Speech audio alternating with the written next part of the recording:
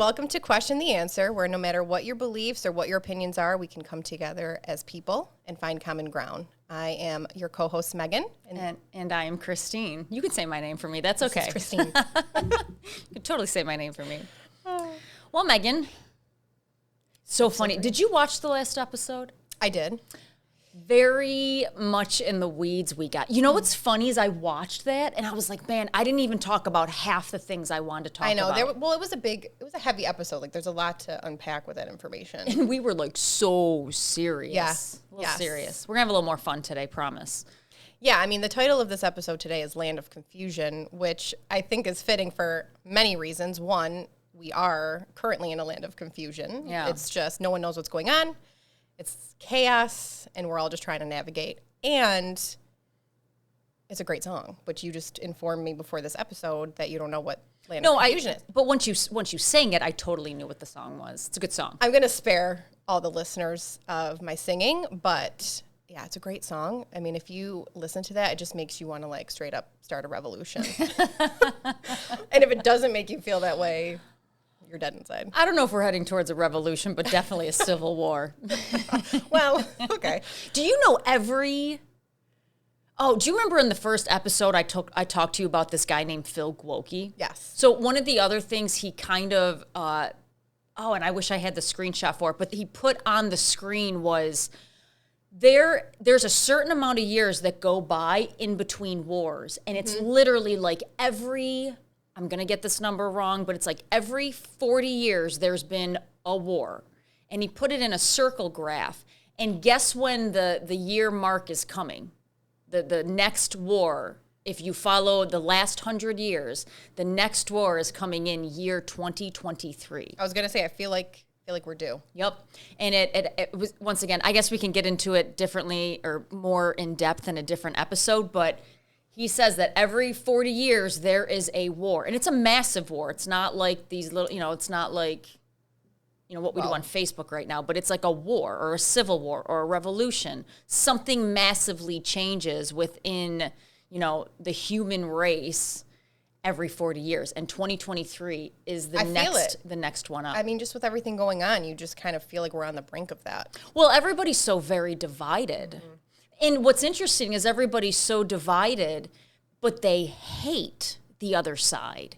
Rather than just existing and understanding that people are different, we just want to hate those that do not think like us. Well, and because of that, I mean, you have, and this is perfect segue, our episode's about media bias, right? So that feeds into that divide, and you just have people that are going to follow their beliefs. They're going to go to those outlets that kind of feed that, and then it's in everybody. I'm always right. That's the mentality we're in. I'm right, you're wrong. You can't tell me otherwise. Well, I'm right, you're wrong. I'm good, you're bad. Right. You're the enemy. I'm trying to help the world. Right. And it's just not, you can't live like that because it's not how it works. Well, I mean, relationships in general in their basic form don't work like that. I mean, every relationship is a negotiation. I mean, I'm not married, but let's take your marriage, for example. Do you ever get 100% of what you want? Yeah, no. In my mind, yes. In my mind. Okay, but reality. No, of course not. Of course not. Right, because you two have to negotiate and meet in the middle.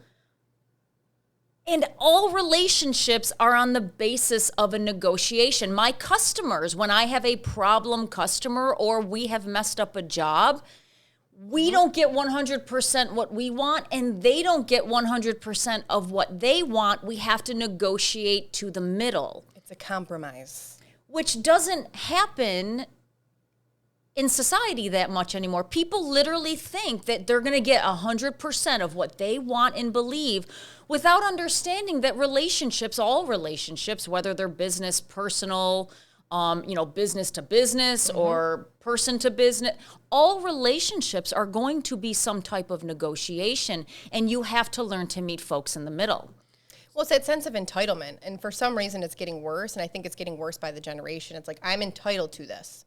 It's interesting you mentioned the generation, because I do believe this generation coming up, understands this the least because of the environment they're being brought up in. I don't think it's their fault at all. But no, the environment plays a huge part of it. You're teaching children that it's not okay to be uncomfortable. And if you're uncomfortable, then that means A, something's wrong, B, you need some type of medication, or C, you need to completely oppose anything that makes you uncomfortable, and that comfort is just something that should happen 100% of the time. What we're not teaching children is that, listen, when you get out of school and when you get out of college or your trade school or whatever you decide to do in your adult life, you are going to be uncomfortable probably 80% of the time. And you're going to have to learn how to be uncomfortable. And to just not learn to navigate that discomfort and just throw it out the window and just want to move to a place of comfort, you're not really getting the tools that you need in life to succeed. And once again, I feel like the generations underneath us, they're losing that sense of, well, I just want to be comfortable all the time. And I don't, I'm uncomfortable, or I need a safe space, or I need this. And yes, everybody needs comfort, but most of life is uncomfortable because most of life is constantly changing. And it's not, I mean, life isn't fair. And human beings naturally resist change, and life isn't fair. I know, but that was kind of what they shoved down our throats, and I think we got the message. You know, we were told growing up that we could be anything we wanted. I wanted to be a famous singer. It completely didn't happen. I work in windows and doors. Well, for those that don't know Chrissy, she does have a wonderful voice. So maybe you've never heard me sing. Yes, I have you sing at your sister's wedding. Oh yeah, that's right. Oh yeah, I forgot. So, I mean, I'm thinking maybe at some point you put on a little show. It's not going to be a segment. Don't even start. No, but I'm just saying, like, you know, we were told that you could be anything you want. And by the way, my generation, we were very much disappointed when we grew up. We were like, wait a minute, we can't be anything we want. Right. Right. What do you mean? I mean, I just said before we walked in, my jam is not Pinocchio because there weren't any princesses in the movie. So, I mean. Yeah, I mean, I have two girls, and they are very much, actually, we did the back to school signs, right? And oh, how cute. On the signs, it's like, what do you want to be when you grow up? And every year, one of them says princess. And I'm like, yeah, you got it, sweetie. By the way, I love that you say that to your daughters, because we always, you know, when you have little kiddos and you have daughters, at least when I was growing up, it was like, what princess do you want to be? I love that women now, women that are leaders, are like, what do you want to be when you grow up? You know? Mm-hmm. It's like, and it's great because, too, like, you want to encourage them, right? To just go after your dreams, do what you want to do, but then it's also, like, cute because you just want to hear their answers. Yeah. Like, I asked my son what he wanted to be. What do they want to be? My son said he wants to be a dad. And I was like, that is so your son. I can't even take him. My oldest said she wants to be dad. He wants to be a dad. My oldest wanted to be. She doesn't really have one thing. Like, she wants to create. She wants to be an artist. She wants to be. I personally think she needs to go into drama school because, you know, that's just. We're living in her Hollywood. She will exceed in drama school, yes? Yes. And then my younger girl said she would like to be, it's either a princess, but then the other day she mentioned that she would like to be a singer. And This Girl Is on Fire is her jam. Does she know all the words? Uh-huh. It's crazy how fast kids can learn lyrics. Yeah, I'm like, you can learn that, but you can't learn, you know, pick up the flavor. It'd be cool if Princess was a title. I know. For now it is. Could you imagine getting, like, the Glassdoor recommendations? we have found a job for you, Princess. Cinderella. I mean, technically, I guess you could if you're going to be a princess for, like, kids' parties. I'm not really sure. Probably doesn't pay well. There was, you know, the CEO of Facebook, it's a female, and she has one of the best sayings I've ever heard, is she says, I wish we would stop telling little girls that they're bossy and start telling them that they have leadership skills. I love that. Yes. I love it. Because that's the truth. Yeah. So on to bias. Yes, media bias. I think this one's interesting, and again, there's a lot. I mean, it happens every day. Media bias has been around since the dawn of, the printing press. So you're always going to have it. And there's so many different forms of it. But today, it's just everywhere. It is the basis of everything. Yes. Which is what you just said. I just said it differently. You just said it more assertion.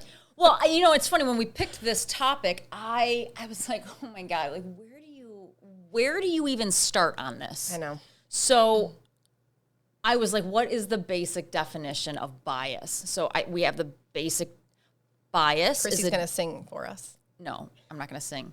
Although life would be better as a musical. It would. It really we just would. get up and start dancing and singing. Bias is a disproportionate weight in favor of or against an idea or thing, usually in a way that is close-minded, hint, hint, close-minded, prejudicial, or unfair. Biases can be innate or learned. People may develop biases for or against an individual, a group, or a belief. In science and engineering, a bias is a systemic error. I don't know why I put that last part in. Just in case you're wondering. Just in case you're a scientist out there. So basically, it's innate or it's learned, and you basically have a certain viewpoint for or against something. Which is what we see every day. And it's natural, right? Like, even if you take away media, if you take away, outlets that you can go to, just human nature, we're biased. Like, you grow to have biased opinions or think certain ways. It's just how humans work, right? Yeah, your environment 100% has a role in this. And then you have the ones that are innate. So have you ever taken an unconscious bias? It's not an exam, but it's like a test, what your unconscious bias is. It's been a long time, but yes, I feel like back in college we did stuff like that. I've taken several, and believe it or not, I wasn't surprised with the outcomes until recently. I just took one about 3 years ago. What I used to have an unconscious bias for has completely flipped on its head, and I actually swing towards. I swing a way that is very surprising to me. So, which is interesting. It is interesting. So unconscious bias. I mean, you can take a free one online if you want. It just lets you know what you immediately think of and what you're immediately biased of. I want to do it. It's interesting to learn. Yeah. And then you have your media bias, which I believe is blowing up the world right now. You were very upset with the media last episode with COVID. Still am. Well, because they really haven't gotten much better, unfortunately. No. So I just think, like you said, I believe, and I said this last time, I think they're the culprit for such a divide that we have right now. And it makes sense. And back in the day, you would have there'd be two main outlets, right? One for the left, one for the right. And you had, some of your top players. But now you can find it anywhere. You have, again, your main, especially news outlets, but go on social media. Go on Instagram, go on Twitter, go on Facebook. There are so many accounts now giving out information. And again, you find the accounts that kind of swing your way, and that's what you follow.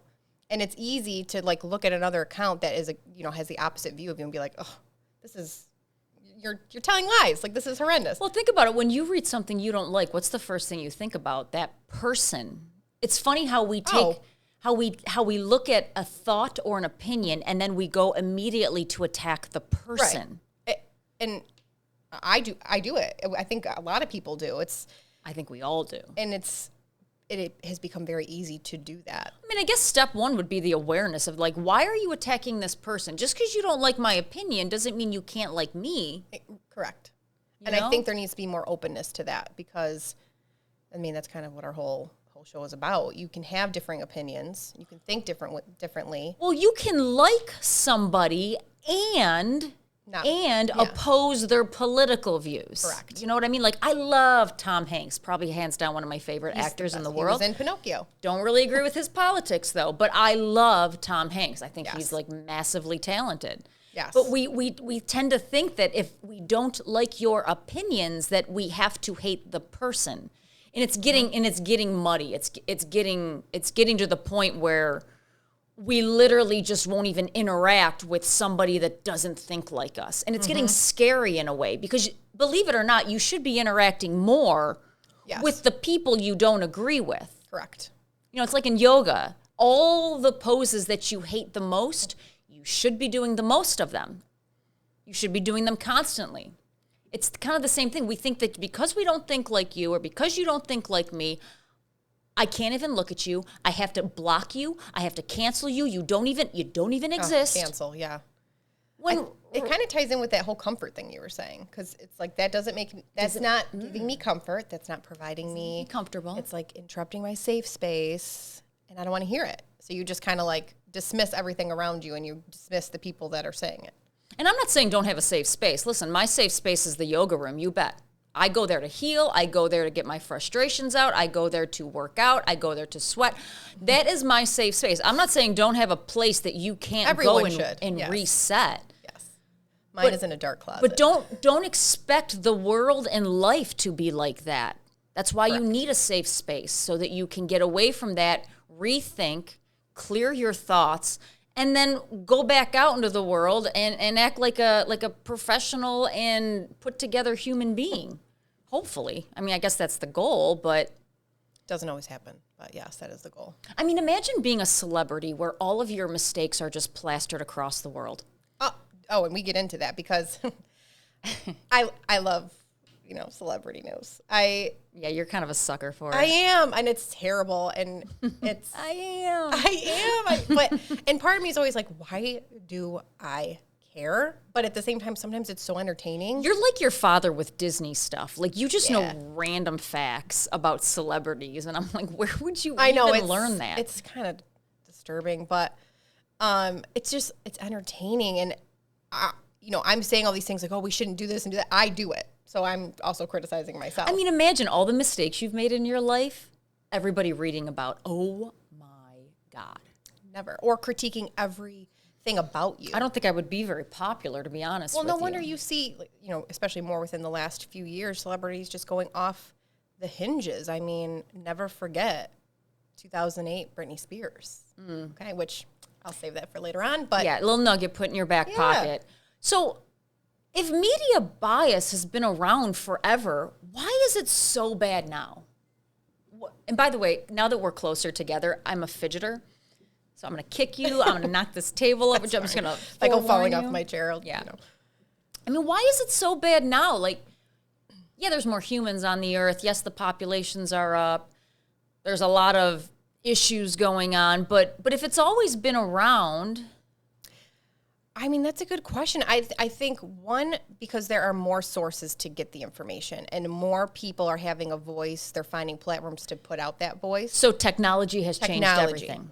100%. The rate at which we get information now is so fast. Fast. And I don't know, maybe some of you can agree with me, but there are some days you just have to turn the news off. Yes. You have to turn, because so much information can sometimes makes me a little hypersensitive. It's overload. Well, I mean, a good example is when I started watching Yellowstone. Love Yellowstone. So do I, but I had to turn it off after the 3rd episode. Why? Because I was having bad dreams, and I was in a very bad mood, and there was so much violence in it. Yeah. It was literally affecting everything in my life, and I had to turn it off for almost a month.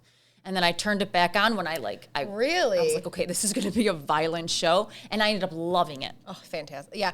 See, I can, that's why my husband thinks I have, issues. Because I can watch stuff like that and turn it off, sleep soundly, and go You're about like my day. my mother. She can sleep with it on. I can just kind of disconnect from it after. But I do know a lot of people who, one, don't watch the news at all. They've stopped watching it because they can't handle all the negativity that just comes out every day. Well, I'm one of them. I will go through, I call it like a week cleanse, where I have to turn off the news. I don't watch it in the morning. I have to be very intentional about not watching the news in the morning for a full week. I have to be very intentional about not listening to the podcast I normally listen to, and I listen to just Yoga Land. I have to be very intentional. Because it comes out in my mood, and it comes out in the way I interact with people. And it's taken me 38 years to figure out that, okay, I'm I'm biting this person's head off for absolutely no reason, and I need to scale back on the information overload that's happening to me. I have to be very intentional about it. Not that I think that I'm a hypersensitive in any way, but I do know that it will affect my behavior when it comes to other humans. And I think it's good that you recognize that, because I think, even for myself, a lot of times you're consuming so much information and you don't realize the effect that it's having on you. And then you realize, like, why am I irritated? Or why am I, like, just all of a sudden, like, my heart's pounding, or I'm getting, like, really worked up about things. Well, and you folks with kiddos, you also have to recognize this in your children. My nephew, he has to stay to a very, he's a little boy. He likes the games. The games. Yeah, we talked about games in the first episode. He watches people play Minecraft. He doesn't play it. He watches people play it. But if he's on screen for too long, you can absolutely see it in that little boy's behavior. Of course. And they have to pull him off the screens completely. And then he becomes like this amazing child who's just, I love you, Aunt Chrissy, comes up and runs. Yeah, you're more, he's aware of his surroundings. You're more engaged in what's going on around you. It's so easy to give your kid a screen. And they have it in schools now, too. Like, there's stuff that they do on the iPads, which, starts in kindergarten. And I'm not saying that's bad. I think there are some great techniques and learnings that you can get through that kind of learning. But I agree, it's like, for the activity space, you want your kids to be kids and, like, use their imagination. Like, I feel like as kids get older, like, they're losing that creative, like, imaginative I don't know. world. I appreciate online learning. I just think that it's a crutch in the absence of real life learning. 100%. And person-to-person learning. I work for a company that has a very strong network across the country, and we weren't allowed to access that network through COVID. We just had our first in-person meeting, conference, whatever you want to call it. Man, was it powerful. I bet.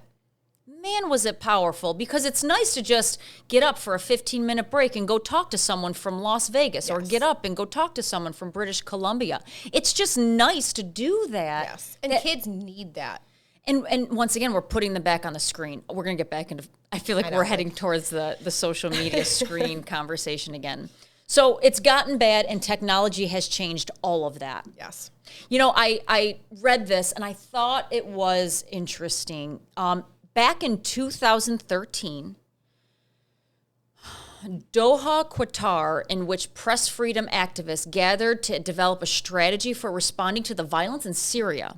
Okay, a heated discussion broke out about what constitutes journalism in an environment in which professional reporters work alongside a new generation of online communicators who dubbed themselves media activists. So you have technology that's going to change everything and bring the information much quicker. And then you have the new generation, who, by the way, grew up online, so they're very good at it. They are now communicating via online, but is it journalism or is it activism? Because that line can very much be blurred. What do you think, Wait a minute. You have a journalist degree, don't you? I do. Or journalism degree. I do. Can you tell us about it? This is why it's, no, we're going to move on. No, this is why sometimes I get so worked up. Am I a journalist today? No. But. Okay. What was, when you were in school, I'm sure, like, question number one on the very first quiz was, what is the definition of journalism? Journalism used to be more of taking information, presenting the facts to the public so that they can then make their own opinion or decision about what is going on. And that was my understanding of journalism. You take a story. That's what it should be. You report what's happening, period. From all sides. So that everybody reading can come up with their own conclusions. Correct. That was my interpretation of what journalism is. Because think about it. If you're somebody just reading an article, reading a newspaper, reading online, what you're reading, you want to believe or know that what you're seeing here, what is being presented to you, is factual. And that you're getting all the pieces of information that you should. That's not, it's really not happening a lot anymore, because you're getting that really biased viewpoint from each side. It's from all ends. So, what is activism then? I think activism, you're trying to make a difference. You're trying to have a movement that you believe in. With your opinion. With your personal beliefs and opinions. Yes. Yes. And like you said, it's very blurred. I'm sorry, but when you're writing an article, how do you not cross that line? How do you not put your own opinion in? Everybody has opinions. I think it's hard, but I think, think about news anchors when they're presenting the news. Yeah, but they read off of a teleprompter. By the way, if you didn't know that, they are not off the cuffing it. They are reading a teleprompter.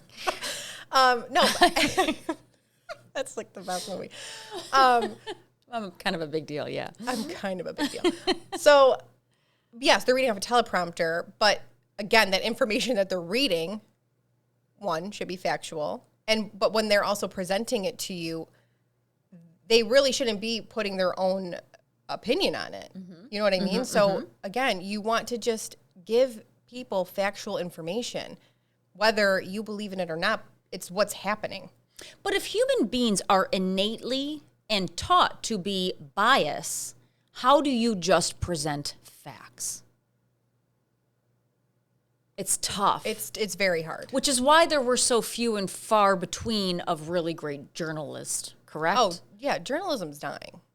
I believe that too, because once again, I believe, it's funny, even on the podcasts I listen to, or if you listen to the news, people are referencing opinion pieces more now than I've ever heard. And there's all these anonymous sources. Well, when did that happen? That's the thing. And like I said, it's all opinion pieces. All of these outlets now, or all of these, social media pages that are now political pages and have their followings, they're putting out one viewpoint, one opinion.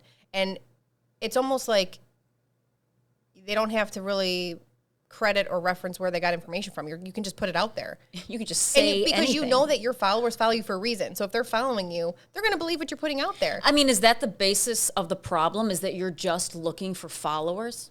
I think that's some of it, yes. Because it's all about... Have we just turned the world into a massive popularity contest? Pretty much. It's like high school all over again, but worse. Yeah. And that's truly what it is. And it's also, I want it quick. I can scroll, I can read the headlines. I don't even have to read the full article anymore. I can just read the top bullet point, and you think you have your information. Maybe Mr. Biden, if you want to do a little bit of good in the world, get rid of your friggin' mask mandates and mandate that people have to read at least 4 articles a week of opposing opinions. That means he would have to also do that. He would also have to do that. I think that would be powerful if people just read the other side. I watch Newsmax and Fox News, and I also watch CNN. Yep. I can't get through MSNBC. I have to scream at the end of it. Brutal. But I will watch CNN because I actually do like some of their what are they called? Their hosts. Yeah. News anchors. I actually do like some of them because I think they're actually very smart people. However, I don't agree with them on a daily basis, but I do find it important to listen to the other side. Yes. Because I might learn something, and actually I have learned something. And like I said, it doesn't matter which side. There might be one side that's presenting this information that's completely left out of a different story on a different news site. You know what I mean? Well, we're going to get into the differences between how the news feeds the information to the people. In fact, I found this phenomenal website. Words are hard. It's called Polarination. I saw that. Yeah. And what it does, it's simple. It's just one page, and every day it puts all of the CNN stories and all of the Fox News stories right next to each other. And you can just compare how the two news cycles are going, how they're feeding the information differently to the general public. And it's fascinating. But the problem is that people that watch Fox News and Newsmax, that's all they watch. People that watch CNN and MSNBC and what's the other one, ABC, that's all they watch. That's what I mean. They don't ever cross over and just listen to the uncomfortable other side. And it takes practice, and it takes a lot of time because we're so used to going to the resources that we have and we believe in. But you have to pay attention on how you're receiving information, because you just got to get it from all angles before you can make an opinion. But easier said than done. See, I'm someone who does jump to conclusions. It's just in my personality. Remember I have an authority problem. So with that also comes I jump to conclusions. It's one of my growth paths. But I am someone who if I hear something, I can tend to believe it at face value and not do the research. I've learned over the years to do my own research. Yes. And you're right, it is a discipline to do it. It's hard. It's a discipline to just take what somebody's saying and say, let me just check with my gut on that one, and then I'll make my own opinion, which is interesting to me because, and if I bore you to death with yoga, just let me know. Even with yoga, my teaching style is very much like, here's the pose, here's 2 more modifications if this doesn't feel good, try them all, get all of the information, and then make your decision. See what works for you, yeah. And it's interesting that in my own life, I don't do that. But as a teacher, I'm very much about get all the information, test it all out in your body, and then make your decision. Because it's going to be different for everybody. Yes. And I think, I mean, like you said, it's a discipline that you have to kind of work at. But I've been getting a little bit better at it because my dad is so good about that stuff. So he's always like, don't believe everything you see. You gotta do your research. And I can't wait to get him on here. By the way, if there's ever a Jeopardy episode that deals all with Disney, her father will kill it. He is Mickey Mouse. Your father just reads and he's fascinated he's just like with Disney. A sponge. He just has so much information. So I'm always like, well, and he's a really good storyteller. yes. Like he's so like that's your brother too. He's very animated. Like they're Yes. just really, really good storytellers. Okay, back to media. Yes. So, in an era in which technology has changed everything about the way news is gathered and delivered, is it possible to draw a line between journalism, activism, and other kinds of speech? Like I said, I think it's hard. And another thing with technology, because you have so many outlets now and sources, yes, there are fact checkers, but again, are they trustworthy? It's like there's too many places to check everything. Well, you can't do as much fact checking as you used to. Well, how about this? Is maybe journalism and activism are linked to the entities that control them. So in China and Egypt, journalists support government policies, while activists support the people's policies. Yes. That's interesting. That makes sense because it's friggin' China. But the Chinese Communist Party definitely controls the media up there. Yeah. So cool little article below. So as we move into media bias, like the first thing that popped into my mind was what happened to President Trump. Oh, I mean, there's so much there. What happened to him never happened to any other president, and it's been studied by Harvard, by the way. He was attacked so bad in the media. I mean, you can't not say there wasn't media bias there, you know? Whether you loved him or you hated him, you can't say that people weren't going after him from in the media. second he went into office until the second he was out. And still, it's still going on. It is still going on. Still going on, yeah. You bet. I don't think it's ever going to end. And what's interesting is, let's just take the Russian hoax, the PP tape. Remember the PP tape? Yes, I do. He went over to Russia, got a bunch of Russian prostitutes, and they peed on him? Yes. Not true. It wasn't true. Not? And what's funny is that everyone reads the headline of the story, but nobody reads into it. Nobody reads the story that comes out after that says, oh, it wasn't true. By the way, it was a complete hoax. And you know what? But there are a large majority of people that don't want it. They don't care if it's true or not. They don't. They just like to hear something bad about somebody they don't like. Okay, so I'm a Trump supporter. I love Trump. I actually went and saw him live. I have a highly measurable respect for a man who can develop a business, because I'm a business person, and sustain that success for that long. Listen, you don't go into business and get that rich for that long and you're a dummy. Right. Does he have some bad qualities about him? You bet. Like, I mean, those... I mean, yes, we have no more mean tweets anymore. But listen, I don't love everything about everybody, and I didn't love everything about him. But what I did like about Trump was his politics and his policies. And the fact that he did what he said he was going to do. Well, no, he checked I only have 2 boxes. He checked 2 boxes for me. The government stays out of my life, and he makes sure that the money that I work my ass off to make goes into my pocket. He checked those 2 boxes for me, so that dictated my voting style. That's why I liked President Trump, because of his policies. Mm-hmm. I don't care about the personality. I don't. Right. The personality is insignificant to me as long as I get those 2 things in my life. So what's interesting is my best friend, who you'll probably hear about a lot on this episode, we hang out all the time, hates Trump. I mean... hates him. I mean, I say his name and she wants to jump out of the car. So you're saying she didn't eat a Trump donut? No, there weren't definitely not any Trump donuts. She did have Fauci donuts with me. This is the same Fauci donut girl. Makes sense. And I asked her one day as we got into it, like really got into it, and I was like, well, what about his policies don't you like? Yeah, what was the answer? She didn't have one. She didn't know one of the policies he was putting on the table. She just didn't like him. And that is the problem.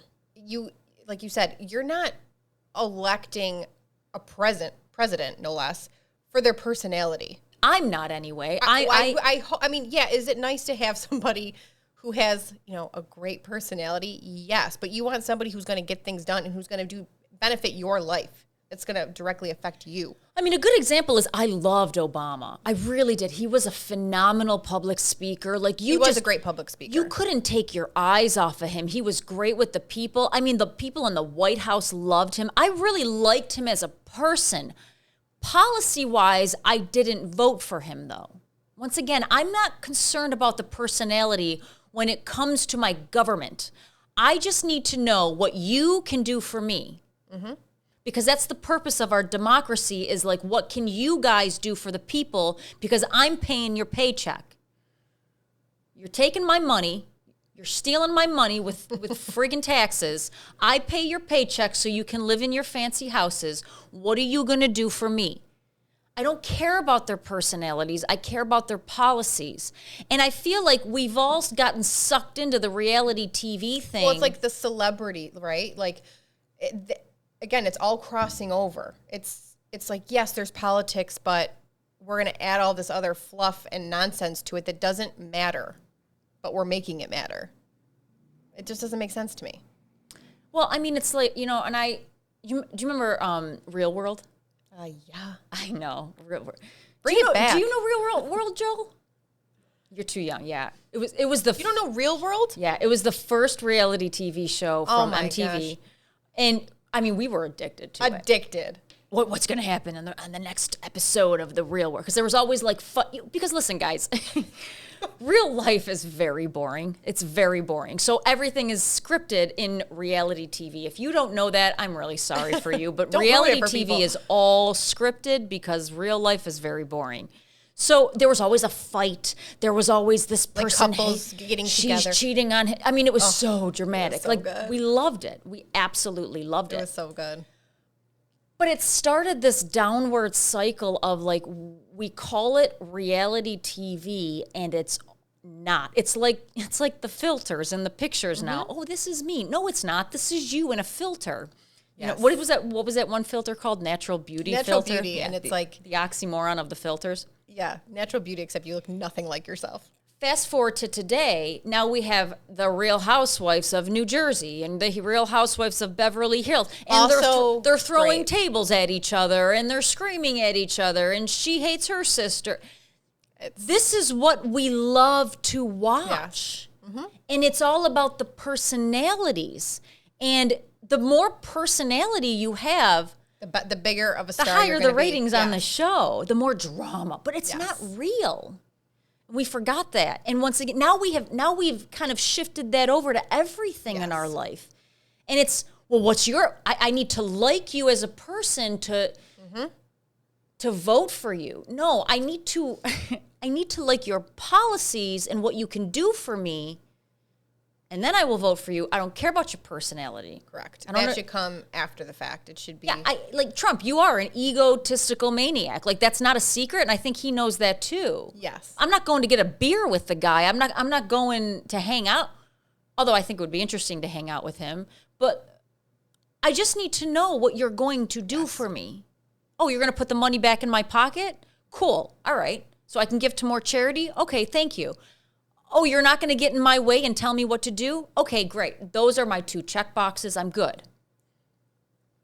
How do you feel today? How do I feel today? About who? About him? No, about all the policies going on today. Are your 2 boxes getting checked? No, they're not. They're not. My money is going out the window towards gas and food and gosh. And I mean the student loan debt repayment. Listen, if you're in the boat where you're getting $10,000 repaid, you're a happy camper. But for those of us that paid our bills and worked full-time jobs through college to pay our own bills, we struggle with that. We're going to struggle with that because once again, it's just not right. When you take debt out, you have to pay it back. That's just the rule. And don't think that like when you get into the real world, the bank is going to forgive your debt. We have 2 cousins right now that are going to benefit from this. Mm-hmm. And they're happy. And I don't blame them. And it's not, but here's the thing. For people that are benefiting from that, it's not your fault. You just happen to be at the right place, right time. You bet. But again, you have these leaders making these decisions, and it's like, what are we doing? Because it's not a loan forgiveness. It's just a loan transfer. Because you know what's coming out in the news right now is that if you are going to get this loan forgiven, you are going to pay in taxes. Of course. There's going to be a stipulation when you fill your taxes out in 2023. Nothing's ever just given out. No, nothing's for free. Nothing is for free. Nothing is for... Somebody else has to pay that. To be honest with you, you know who should pay it? The colleges. 100%. This is the college's fault. It's a ripoff. They get these endowments that are millions and millions of dollars. So they're what are they called? Superintendents, or who is it that sits at the top of the these people make stupid amounts of money and do nothing all day. Give it to the kids. Correct. Give it to the kids. We shouldn't have to work that hard to get through college. We shouldn't be in that much debt to go to college. It shouldn't be that expensive. It's not the kids' fault. Absolutely not. To want to get a higher education? It's the college's fault. It's ridiculous. The amount of money that you have to pay to go to college is unrealistic and unreasonable these days. That's why a lot of people don't. I mean, let's be honest. How much do you actually learn in college? Or how many people are using the degree that they got? Nobody. Unless you went for in law or doctor or pharmacy, things like that are very specialized. But, I mean, other than that. I'm not. I mean, are you? Oh, no, you're not. Not now. No. It's, and by the way, I actually don't think young kids should have to pick what they want to be at 18 years old. I know. I feel like that was such a loaded question. And then you feel the pressure. Well, I was a Spanish major. Chrissy, sky was the limit. I was going to be anything I wanted. She really took that to heart. I was a Spanish major. I was a vocal performance major. I was a vet tech student. I remember that. Oh, I'm sorry. I missed one. Psychology, Spanish, vocal performance, vet tech, finished with psychology. Jack of all trades. And I didn't even finish. Barely finished. But look at you now. Still walked the stage, but barely finished. But, lots of people go to college for 7 years. I thought for some reason I had to pick. Like, I was dumb about it. I skipped all my gen eds and went into my major, which, by the way, if you're going into college, do your gen eds first. That's your gen eds. That's step one, usually. Because I wasted so much money because I had to finish my gen eds, which they're the worst classes on the planet. It's like you take a bunch of these classes that are just fillers at this point. Writing, that's how the system 101. works. Writing. Yes. What was the creative writing? Yep. I hated that. I hated that when the teacher was like, just write about anything. I'm like, well, you just give me a freaking topic to write about. I don't want to write. That's what I enjoyed. Oh, okay. I did not. I don't want, just give me something to write about it and I'll friggin' write. I love public speaking class. Did you take public speaking? I did. I loved it. I never prepared for anything. I just got up there and won great. it, and I got an A+ on it. There you go. But I couldn't sing in front of anybody. That's weird. This is so gonna die on me. You're laughing. As I'm like watching my juice, just 4%, 3%. Yeah. So do your Gen Eds, kids. Do them. Get them out of the way. And when I first got into working with my parents, who taught me a lot about business, I used to sit in on interviews with my father, and I would always be like, why do you ask them about their degree? Because I was like, nobody ever does what their degree is. Right. And he was like, Christina, all it does is it shows you that they can complete something, and they understand a time schedule, and they can hand assignments in on time, and they can show up on time. He goes, that's all that says. They have those skills. I was like, oh, that makes sense. Dad was a smart man. He was a very smart man. All right. Oh, I found this really interesting graph that I've been staring at. Let's go through it before my computer dies here. Before it just shuts down. So where did we leave off before we got down that tangent? Oh, policies, not people. Yeah. Yes. Yeah, thank you, A lot about Trump when he got into office.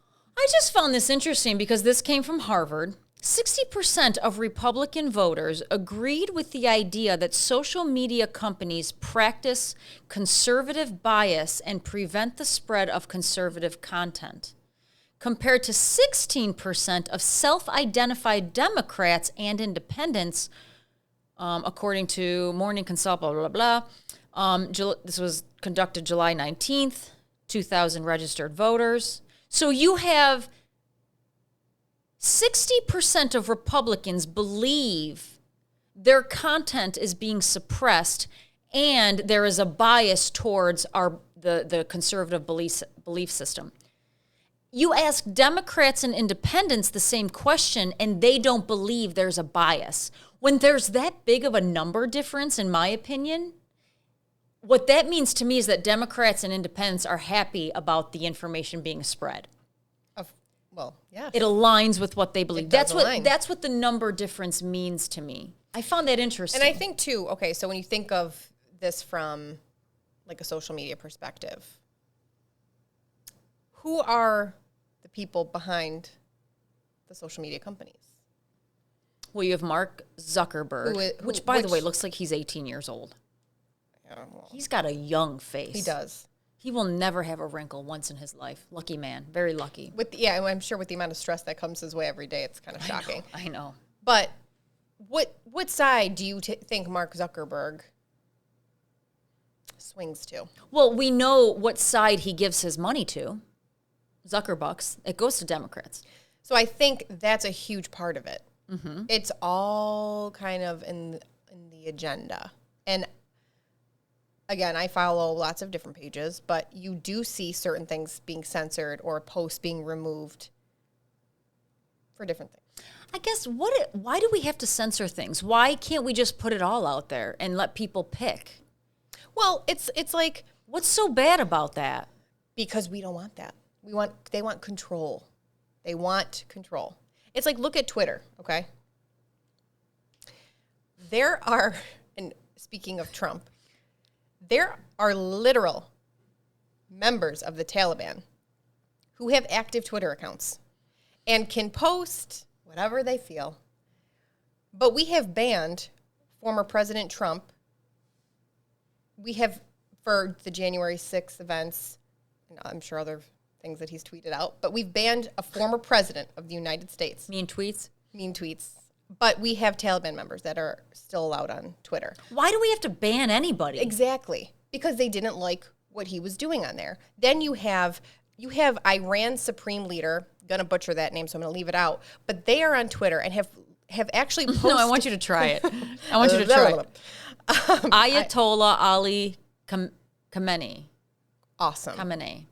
Don't It's a pretty check name. us on that. It's not a pretty name. It's a very... It flows, But very manly they are name. they are on Twitter and have posted things about the COVID vaccine, basically saying they think it's untrustworthy, that it's not unlikely they would want to contaminate other nations. They weren't for it. Okay, flip over to Marjorie Taylor Greene, who's a Republican in Georgia. She was permanently banned because she, at the time when all the vaccine information was coming out, she was apparently like a super spreader of misinformation, quote unquote.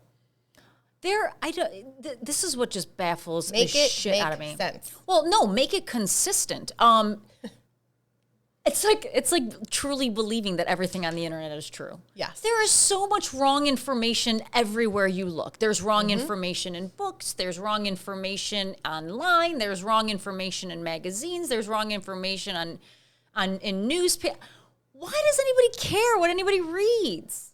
I just think that's why you got to be smart about it. You got to dig. You got to do your research. Well, the only thing it says to me is that there's an ulterior motive behind trying to get you to believe something and not showing you all the information, even if you believe this is information and I believe that's misinformation. That to me just indicates an ulterior motive, and it has to do with that word control, which just makes me how did you describe it? Shaking a corner. This is sending Chrissy to the moon. I don't like being told what to do. So I don't like to be controlled. So I to me, that's what that screams is like, if we have to do this, I'm not going to show you why. There's always an ulterior motive to something like that. Like, why not just leave all the information out there and let people pick for themselves? That's like Mission Impossible right now. I mean, I don't really care what you think is misinformation, and I don't expect you to care to think what I think is misinformation. Right. I know. It's strange to me that everything isn't allowed. This is the land of the free. Since when has it been the land of confusion? I'm going to tell you what to think and control. say. And we want control of the people. We want control of their minds. Hey, that's fine. There's a country out there that does that already. It's called China. Get on a plane and go live there. You can live it every single day of your life. Look, I don't understand these folks. We are the land of the free. Everything should be accepted. Everything should be allowed. Nobody should tell anybody what's right or wrong or what's good or bad. Right. If you want that lifestyle, it exists in lots of other countries. Go there. It's not here. I know that seems short-sighted, like just pick up your stuff. And I get that, but like, go live it. I think I think it's time for people to understand what you truly have here in the United States, because you're not going to find that other places, like you just said. And at the same time, I take it for granted. I also think the United States has a lot of work to do on 100%. Some things.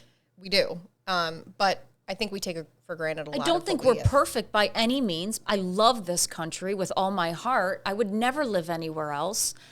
But I also think we have some work to do on some things. We don't have a perfect past. Right. We don't. But that's how you grow, and that's how you do better.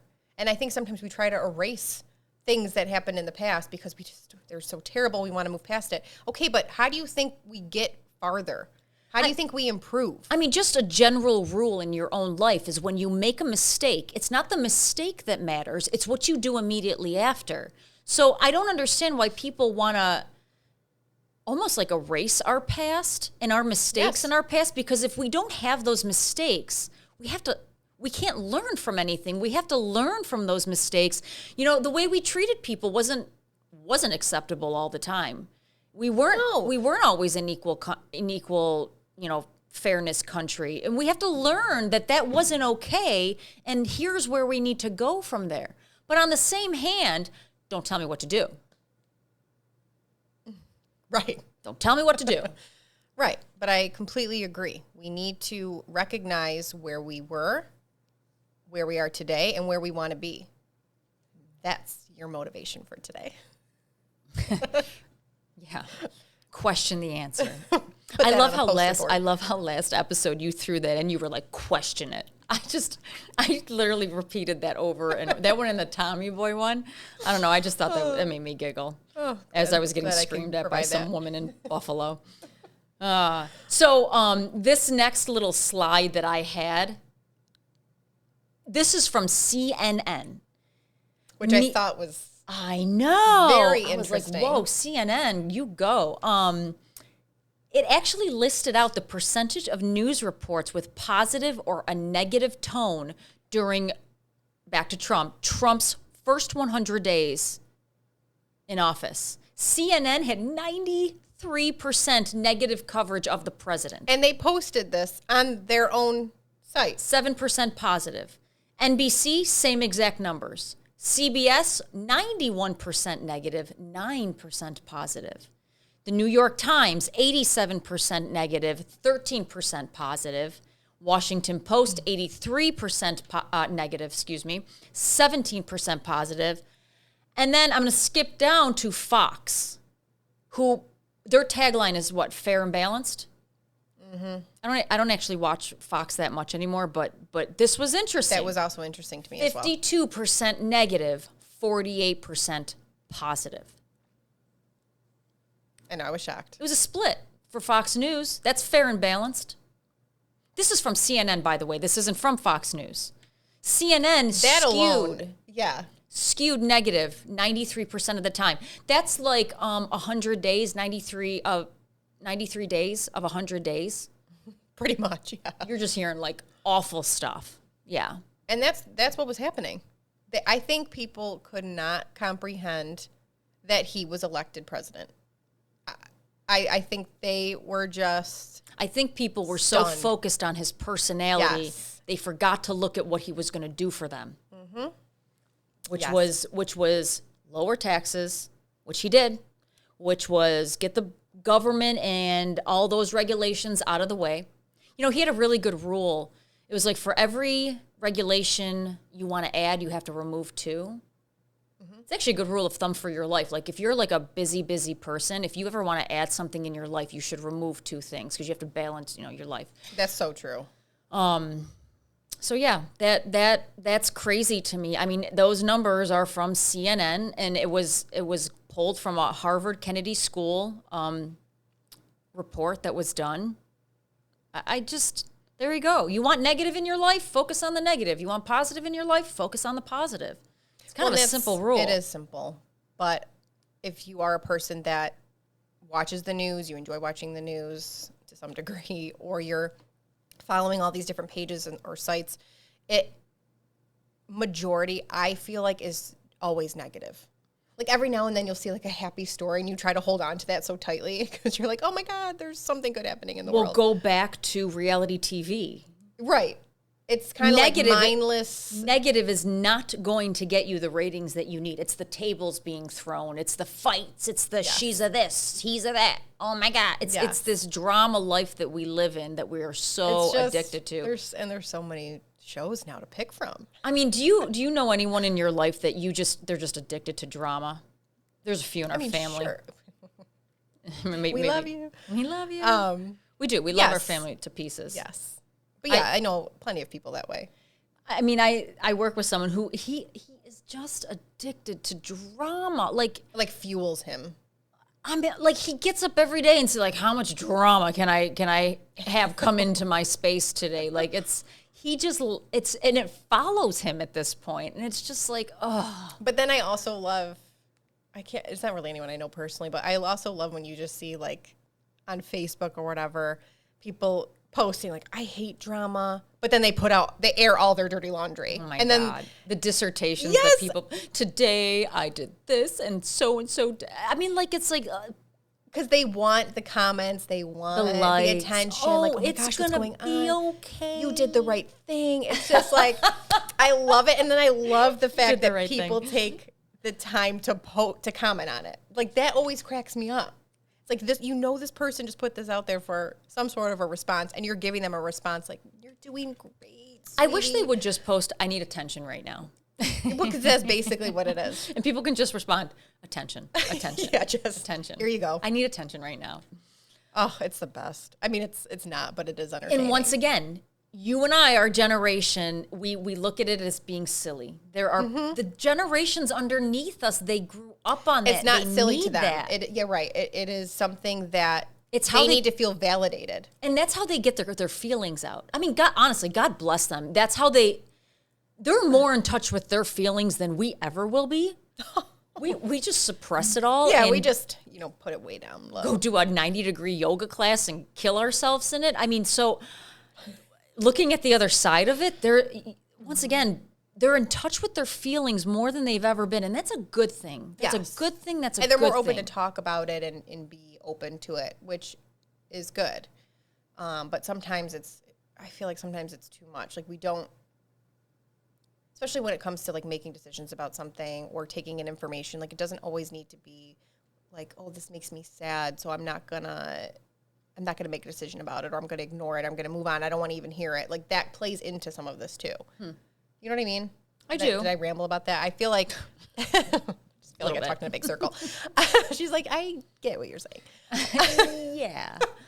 I just feel like there is a lot of feeling. I feel like people sometimes lead too much with how they feel versus what they think. Well, you and I work in two very large corporations. We won't name them because we want to keep our jobs.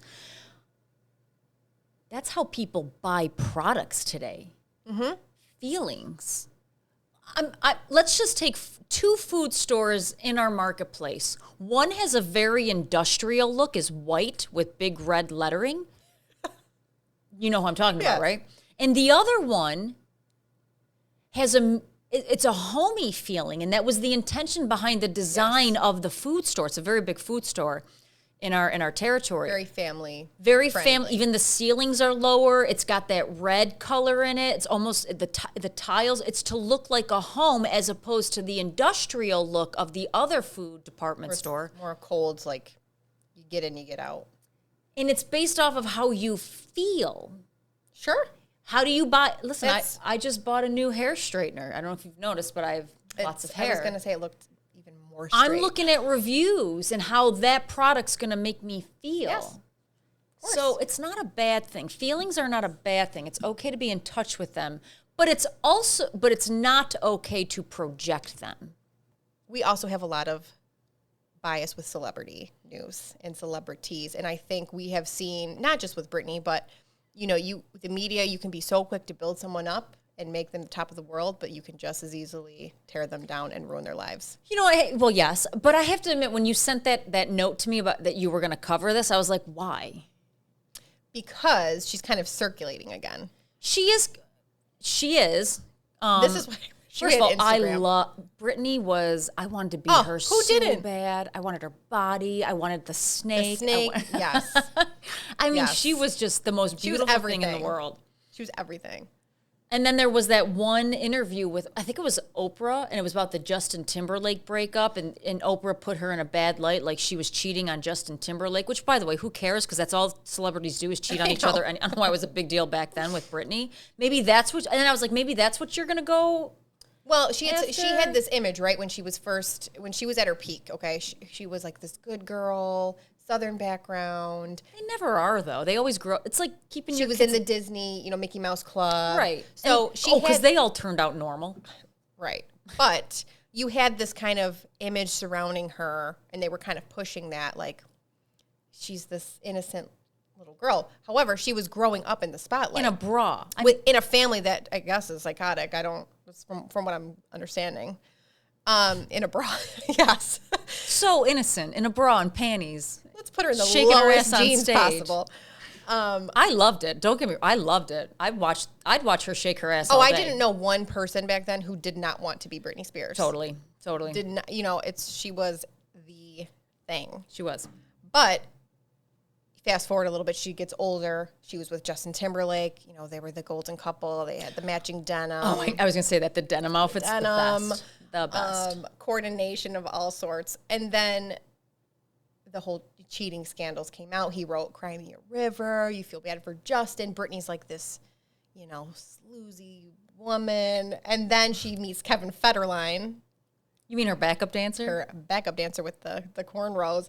And they get married. And or maybe they didn't even get married first. They got married. I know they got married, but did she get pregnant first and then have? Probably. Either way, it doesn't matter. That's why they had to get married. Right, because she's right. she's Christian. That's right. So, I think that really took a turn, and people were like, and that's when she started to probably be more herself. Like she was walking around with like tank tops on and walking into gas stations barefoot, and then the media started labeling her as like white trash. Literally, that's what they were saying in the news. They were spinning because her image was changing. Were they spinning it though? Or maybe just highlighting the truth from what was before. I mean, she didn't come from money. No. She came from a trailer park, I think. I think in Kentucky. Yeah, it's not like they were rich. No. She made them rich. And I think as she got older, she was starting to kind of do her own thing. Or maybe she was just like, I want to be more of myself now. I'm not this little girl, I'm married, I'm having kids. But then it was that they were hounding her. And like you said, I can't imagine. First of all, being pregnant, trying to raise a baby, every single move is being watched. I mean, think about that. I couldn't handle it. When you step I would outside, shave my head too. We all have a little bit of 2008 Britney in us, okay? Especially after COVID. We have a lot of 2008 Britney in us. I mean, it's just, I don't blame her for that. But once that happened, she's unstable. She's the whole conservatorship. I mean, it really tore her life apart. It seemed a little over the top because there were lots of people in this world making the same exact mistake she was. They're just not being watched. And nobody else was taking over your life. You know what I mean? Like it was way over the top. And I think it had to do, there's so many things we don't know that we will never know. We shouldn't ever know. It's, it's like we highlight these people's lives. Like, look at the Kardashians. It's like they're such a phenomenon. And you know what? Good for them. They're making money every second of the day. Like, they are working everything and everybody. Mm-hmm. But their entire lives, their kids' entire lives, that is all on camera. And they have zero privacy. And I literally can't grasp how you get by like that. Well, I don't think a lot of people could get by like that. No, you have to be built. If you're going to survive, like if no one's in that family yet has shaved their heads. You have to love it. You would have to love it. And I think they do. I think they do. I think Kourtney maybe be the only one who's... Yeah, which I feel like she has said, like she wants to kind of... Yeah, she doesn't want so much of it. I mean, I told you before, like even the kid was like, I want to go live with dad, my stable dad, because... There's too many cameras. Right. But I think they legitimately love it. I think that Kris Jenner is a mastermind. A business mastermind. You bet. And she's created an empire out of her own family. Some people do it with products and stuff. She did it out of her family. And I wouldn't mess with her if I would not mess with her. They say the devil works hard, but Kris Jenner works harder. I can see that. And that is the truth. It's totally true, yeah. Oh, it's funny. But yeah, I think, again, that's the bias. You can put someone in a flattering light, view them as this great person. They're doing great things. What is up with Britney now? Well, she's out of the conservatorship. She got married again. I know. I do. Her kids now don't want anything to do with her. And why does a mother not have custody of her children? You have to ask yourself that question. Well, when she was I think that happened while she was in the conservatorship because she was seeing therapists, psychologists, like they were saying she wasn't fit.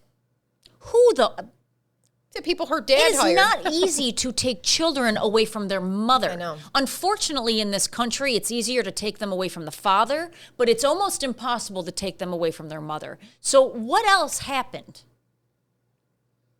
I don't know. What else happened here? I think it's sad. I think it's sad what happened to her. And she, is she stable? I don't know. I just think she's spent so much time in the limelight. Okay, follow my logic here. Okay. Michael Jackson. Not a great human, great performer. Okay. How do you know he wasn't a great human? Okay. All right, let's see. How do I work? I know you're don't get up and start dancing. You're a massive fan. I am. So I believe that Michael Jackson, because of his childhood, there was massive amounts of trauma in his childhood. He never truly mentally grew up. That is true. Does that make sense? Yes. I feel, and he was a genius. And by the way, most geniuses are crazy in some way, shape, or form. There's a craziness about them. I think she's very similar, where there's some trauma that happened in her childhood, and it may have just been the spotlight that may have been the trauma, or the way I don't know. I think, and a lot she has not mentally grown up. Mm-hmm. She's sick. Well, she even, again, this is just coming from her, but she has posted saying, she was monitored on what she ate, she was monitored on showering. She lives alone. But she was in that conservatorship. She had no right over her own life. And she didn't have access to her own money. I don't believe in the conservatorship, but I don't know how you can have that much control over any human's life. She lived in that house alone, away from her. But her dad was in What would they do, beat her? I mean, seriously, what is the consequence if she ate like 2 donuts instead of 1? Well, I don't think they provided it for her to even have that choice, from what it sounds like. Okay, I don't know. Let's get Britney on. We need answers.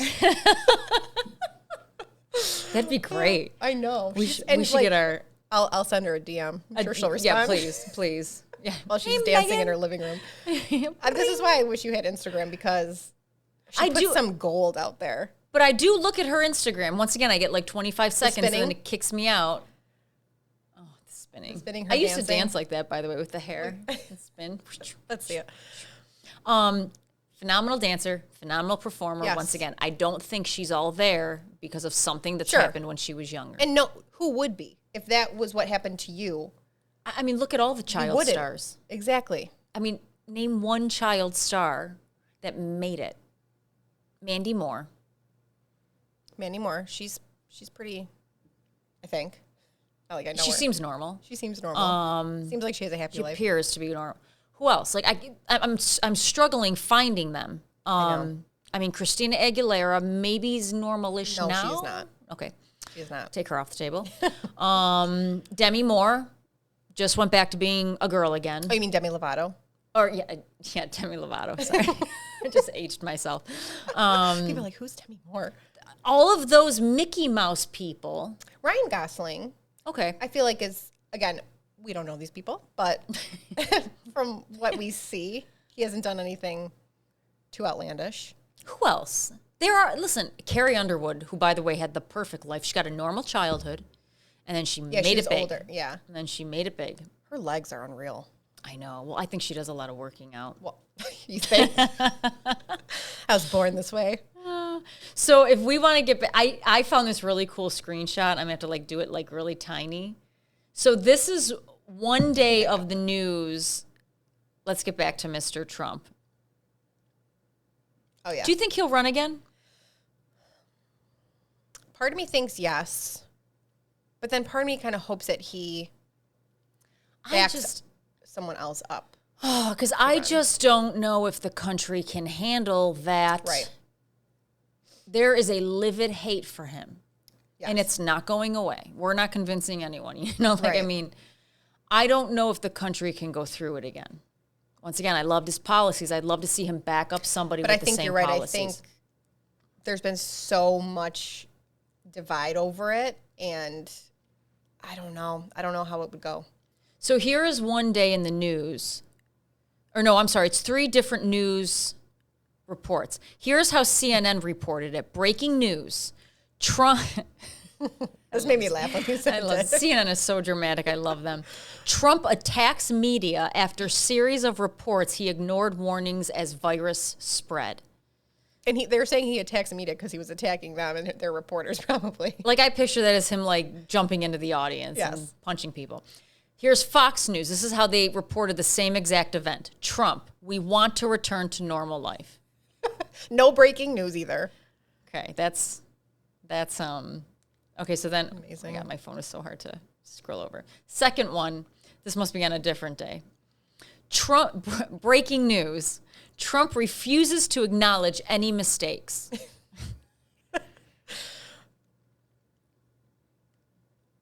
Fox News, no breaking news. Trump to reporter. This had me cracking up. You know you're a fake.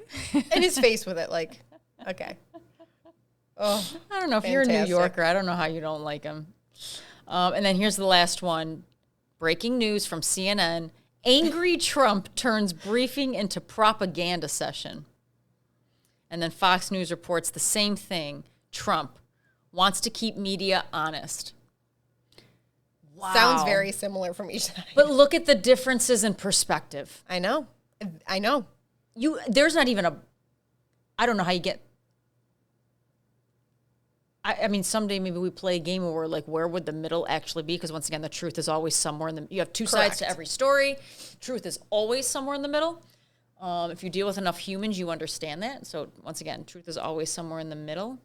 That's just funny to me. But again, so if you're sitting, if you're a fan of CNN and that's what you watch, and these are the stories that you're believing, you're going to see those headlines or see those. He's an awful human being. Yes, and it's going to feed your belief that's already there that he is horrible. Plus, they use so many adjectives. Yes, they use a lot of adjectives. It's just, and then you got Fox, whose headlines are just very to the point. Well, if you're Democratic, you think Fox headlines they're crazy. Yes. If you're a Republican, you think the CNN ones are way over the top. Yeah, it's just. But again, this happens literally every day. It's just opinions. Opinions. They're listing opinions out. Like someone took him as angry that day and put it up there, and someone took it as him trying to keep them honest.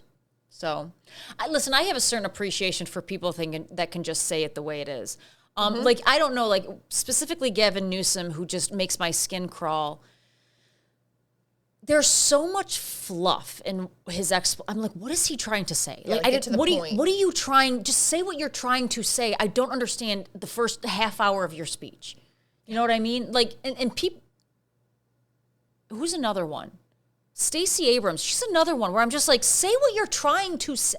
Well, because then you're just confused again. I'm like, there's so much fluff, and I'm trying to pull the fundamentals out of what you're saying. You don't even know what the message is anymore. I can't get there with some of these people. Just say what you're trying to say, and I'm a soundbite girl. Like, just say it. Yes. Say what I need. Give me what I need to know, and I'll take my reaction. I'll do what I want with the information. I'll be good. Yes. Like that's just kind of how my brain operates. So, adjectives I don't do well with. I never have. Yeah. Well, I have to just ask adds fuel to the fire. What was this little picture you put of Johnny Depp up here? Oh, because I was talking about, again, with the celebrity, media and bias, that the whole Amber Heard, Johnny Depp trial. Okay, another one I could give a crap about. Same. Well, two white. I think they're both nuts, to be honest they with you. are. But the fact that we aired that trial. Oh, my God. Like it was the last thing we were ever going to see on this planet was insane. My God. And yeah. You're getting like, we knew so much about the two of them. Way too much. That's going to probably haunt me forever. That, like, we never needed to know. They played every second of that trial. Every second. And people ate it up. It was everywhere. Oh, I didn't watch it. I thought it was the dumbest. I'm like, this is not what I'm going to waste my time on two crazy, white, rich people that can't get along in a relationship. But you're right. I got to say, there were days where it was the entertainment I needed. Sometimes because I'm like this cannot be real life. These cannot be real people. It is. It was. But then so you have that right. We're airing every detail, every second. Do you hear Disney dropped him? Yes. Which Pirates of the Caribbean. You can't really replace that character. He is that movie. He made those movies. I mean, he was in the ride. They put him in the ride. The Pirates of the Caribbean. And I plan on going on that. Best ride ever. But yeah, don't even get me started on that. They canceled him. Very upset about it. But anyway, so they were airing that trial, right? Every detail. Okay, you knew everything. Meanwhile, you have Ghislaine Maxwell, whatever her name is, that trial going on. Have you heard anything about that? Any of those names? No. Any of the outcomes? She needs to be locked into prison forever. Of course you haven't. But that's what I mean. Why? Why haven't we heard anything about that? That's interesting. I don't know. I don't know why we chose to drown ourselves in that crap. I don't know. But I know what Amber Heard and Johnny Depp were doing. What was the most surprising thing that came out of that trial to you? Johnny Depp? That it got so bad that he was going back to the house or I think it was his apartment or his house, but they lived in it. And they were separated, I think, and he was going back to get his things. Or no, I think maybe he woke up. She took a poop in the bed, okay? This grown woman did that and then tried to blame it on the dogs. And he had to explain this in court. And he said, I know what my dog's, looks like. So I'd have to say that was probably the most shocking. So, wait. Because she's insane. No, I mean, was it like vindictive or was it because she just lost control of her bowels? No, it was vindictive. Like things were very bad already with them. And she did that I don't know. I don't think I could physically do that. Right? Oh my God. What else? Oh my God. What else? So glad you asked. That's all right. And I officially could carry that. I carried less a lot now. came out. Yeah, it was, if you're ever bored, I'm sure there's plenty of clips that you can pull That's up. ridiculous. There you go. There's another example of privilege. There you go. Mm-hmm. But again, the whole point to that is so unnecessary. That did not need to be on TV. That did not need to be something that we even knew was going on. We have a major trial that took place that could affect a lot of people doing bad things, and we don't know. We haven't heard a peep. Yeah. Mm-hmm. And I just would like to know why. Kind of like the Gabby Petito and Brian Laundrie thing, too. Like, why did we choose to follow? But we do that, though. Like, we cling on to these, it could be whatever. There's stories. so many people that are missing, and there's so many. I just don't understand why that. Like, what makes that? Did you see Lifetime's making a movie already? There's a movie on it. Already? I was like, too soon. Okay, Lifetime, slow your roll. Oof. It's crazy. Of course Lifetime jumped on that. Of course, I know, right? And they're going to use the same actors they use in all their movies. Love Lifetime. Oh my God, so does my mom. All right, let's get to our T-shirt sayings. We're almost at time here. Okay. Did you see any great T-shirt sayings this week? I did. What'd you see? No, did you? Not really. You always forget this part. I forget. Like, my brain only can hold so much. I've been taking pictures of Post-its. That's how I remember it. Good. So first, one is I would play Christmas music in the summer. I hate Christmas music. You do? Oh. Even at Christmas time? The day of Christmas is acceptable. Oh, no. After that, I don't want to. Before that, or after, I don't want to hear it. I mean, I wouldn't go as far as say I'm going to play it in the summer. Yeah, she wants to play in the summer. That was one of my fellow yoga teachers. Well, then maybe she needs to feel happiness. I get it. Yeah, and then she just, to make me upset, she played it during Shavasana the other day. I was like, stop. Just hear those. And then the other one actually came from one of my field guys. So my installer, he's so cute. I was like, Jeff, it's a really nice day out today. And he goes, Christine, they're all nice days. Oh, that's very optimistic. Very optimistic. I thought that was a cute little. My response when I see people, especially at work, it's like, how's it going? I'm like, well, I'm here. Yeah. Doing great. Doing great. Still here. I'm alive. Yeah. Thank you so much for listening today. This is Question the Answer, where it's okay to disagree. My name is Christine. And I'm Megan. And we look forward to next time. See you next time.